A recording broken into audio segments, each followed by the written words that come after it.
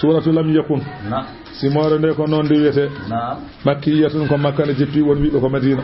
bismillahi rrahmani rrahim allah wi lam yakuni alladina kafaru laataaki ɓen ɓe ngannduɗaa ko heefereɓe min ahlil kitabi ko nande yahudiyankoɓe annasara en min o ko bayaniya wal mushrikina e rewoɓe jalaŋeji ɓe laataaki mun fakkina eɓe ceeri e ko ɓe gonno e dow mum hatta ta'tiyahumul bayyinatu ha are maɓɓe hujjaji ɓanguɗi hujjaji peñi angare maɓɓe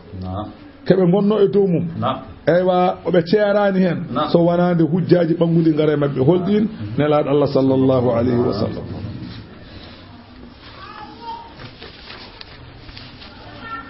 holi on rasulun nelaɗo min allahi ummarade Allah yatulumo ene dursito suhufan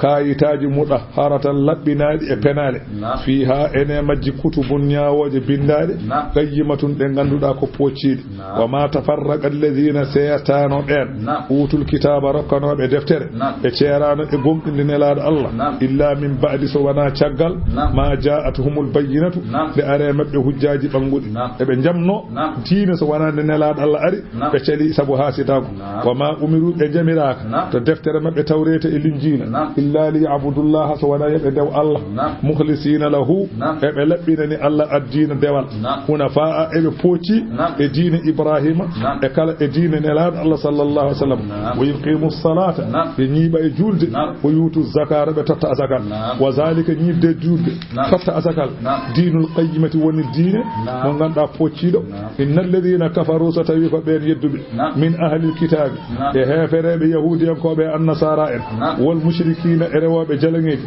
ɓeɗo fi naari jahannama koye jeygol jahannama khalidina fiha kono sasoɓe toon jaltata ulaika hum ɓeɗo kañum en goni ɓen ɓe ganduɗa sharrul bariyati tendagal tagore nde pop ɓeɗo ɓuuri bonde kala ko Allah tagno kefeero dewowo jalan e kefeero catholique e kefeero chrétien Allah ɓuuri bonɗum innal ladina amanu so tawi ko ɓen ɓe ganduɗa enen gonɗini Allah wa amilu salihati dutti golli golleji moƴƴi ulaika ɓeɗo de hum kañumen khayrul bariyati kala ko Allah tagno ɓeɗo ɓuuri moƴƴude jazaohum ɓeɗo joddumen inda rabbihim to jowmumen jannatu ko aljanna mo ganduɗa adnin ñiiɓɗo tajrimo ene daaso min tahtiha e less mum al anharu calli so ɓe naati toon khalidina keɓe ñawanaɓe casal fiha toon abadan ha alaɗo haaɗi radiyallahu anhum Allah welama ɓe e ko ɓe ɗoftino ɗum wa radu anhu kamɓene ɓe belama Allah ko Allah yoɓiɓe ko ay zalika